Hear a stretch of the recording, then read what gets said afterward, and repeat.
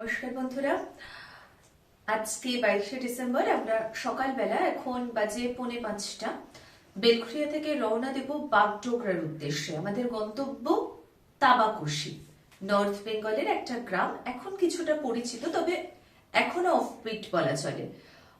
এর আগে আমরা নেতারহাট, পুরুলিয়া গেছি, কিন্তু নর্থ বেঙ্গল প্রথমবার। আর আমরা বাচ্চা আছে বাড়িতে, তার জন্য আমরা রাতের ড্রাইভিংটাকে অ্যাভয়েড করি। তাই সকালবেলা প্রথমে একটু রেস্ট নিয়ে আমরা বাগডোগরায় পৌঁছাবো। ওখান থেকে আবার একটা হোটেল বুক করা রয়েছে। কালকে আবার ভোরবেলার দিকটাতে আমরা তাবাকুশের দিকে রওনা দেব। গাড়ি তৈরি, আমরা তৈরি। এখনো বেশ রাত রাত ফিলিং আছে। ভোরের আলো এখন একটু একটু ফুটছে। আমরা তৈরি নর্থ বেঙ্গল যাওয়ার জন্য। Let's go. আমরা বেরিয়ে পড়েছি। আজকে আমাদের রাস্তা হলো সোদপুর থেকে কল্যাণী এক্সপ্রেসওয়ে, কৃষ্ণনগর হয়ে মুর্শিদাবাদ, মালদা, ডালখোলা, তারপরে বাগডোগরা। ভোরের দিকে কিন্তু ভয়ঙ্কর কুয়াশা, দৃশ্যমানতা 10 থেকে 15 মিটারের মধ্যে রয়েছে। কল্যাণীর ঠিক 5 কিলোমিটার মতো আগে আমরা একটা ডাইভারশন নিলাম এবং গাইঘাটার কাছে NH-12 যুক্ত হলাম, যেটা সোজা 350 কিলোমিটার গুগল ম্যাপ অনুযায়ী বলছে যে আমরা শিলিগুড়িতে পৌঁছে যাব। আমরা এগিয়ে চলেছি ফারাক্কার দিকে। 9:45 বাজে 3 নম্বর টোলটা ক্রস করলাম। হ্যাঁ, এক্ষেত্রে একটা ইনফরমেশন দিয়ে রাখি, আমাদের টোটাল 9 থেকে 10টা টোল দিতে হয়েছে এবং খরচ হয়েছে যাওয়ার সময় আনুমানিক 950 থেকে 60 টাকা।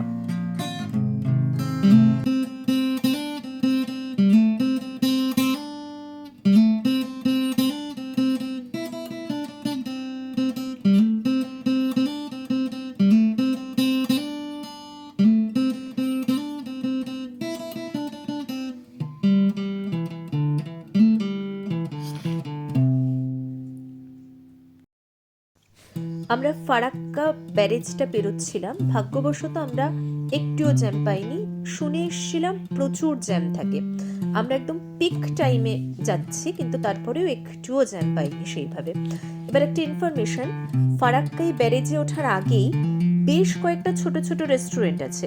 যারা বাজেট ফ্রেন্ডলি খাওয়া দাওয়া করতে চান তারা কিন্তু ওই রেস্টুরেন্টগুলোতে খেতে পারেন, কারণ ফারাক্কা এই ব্যারেজটা পেরিয়ে যাওয়ার পরে কয়েকটি যে রেস্টুরেন্ট রয়েছে সেগুলো বেশ দামি। এরপরে তো অনেকটাই মালদা টাউনে গিয়ে, কিন্তু সেখানেও বেশ দামি দামি রেস্টুরেন্টই আপনারা পাবেন।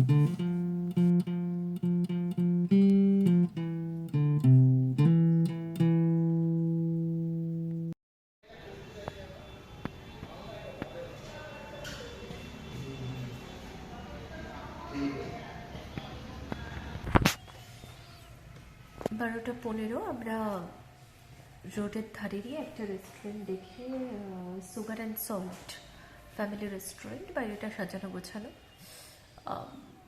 দেখে এসছি। খাবারের কোয়ালিটি কি, এখনও খাবার এসে পৌঁছায়নি। আমরা রাইস আর চিলি চিকেন অর্ডার করেছি। খেয়ে দিয়ে নিয়ে তারপরে রিভিউ দেওয়া হবে।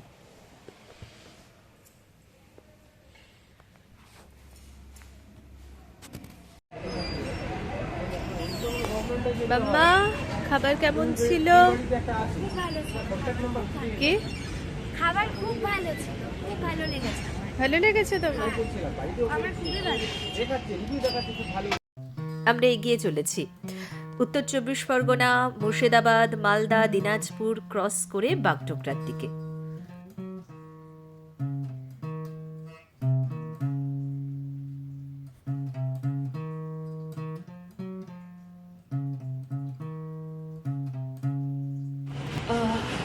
মেরিগোল্ড হোটেল, মেরিগোল্ডে এসেছি। এক রাত্রের জন্য নর্মাল একটা হোটেল নিয়ে নেওয়া হয়েছে। মোটামুটি গিজার, পরিষ্কার ঘর, এখানে এসেও বুক করা যাচ্ছে। টাকা লাগেনি আগে। এই টয়লেট, গিজার এইটুকু দেখে নিয়ে বুক করা হয়েছে। প্রচণ্ড ক্লান্ত, এখন রেস্টের দরকার, তাই তো? এখন আমরা বাগডোগরা ম্যারিগোল্ড হোটেল থেকে একটু বাইরে বেরিয়েছি।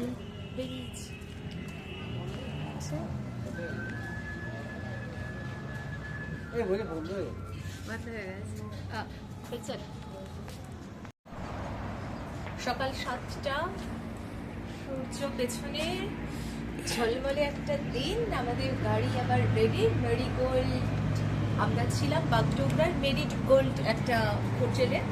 এক রাতের জন্য পার্কিং রয়েছে, এক রাতের জন্য ঠিকঠাক হোটেল, মোটামুটি ঠিকঠাক হোটেল, কারণ পার্কিংটা রয়েছে। মেনলি এখানের মধ্যে লোকেরা আসে ওই এয়ারপোর্টের গাড়ি ধরার জন্য।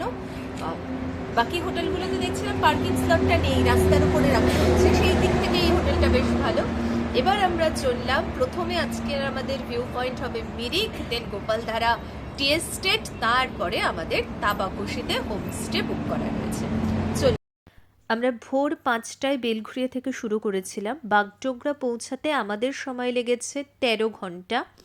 মাঝখানে 2-2.5 ঘন্টার ব্রেক ছিল, coffee break, lunch break, tiffin break, এসব নিয়ে। আমাদের গাড়ির স্পিড ছিল 65 থেকে 75। আমাদের মোটো থাকে আমরা পৌঁছাবো, দেরিতে হলেও পৌঁছাবো, স্পিডে গিয়ে আমাদের গন্তব্যে পৌঁছাতে হবে, এরকম কোনো ব্যাপার বা রেস থাকে না।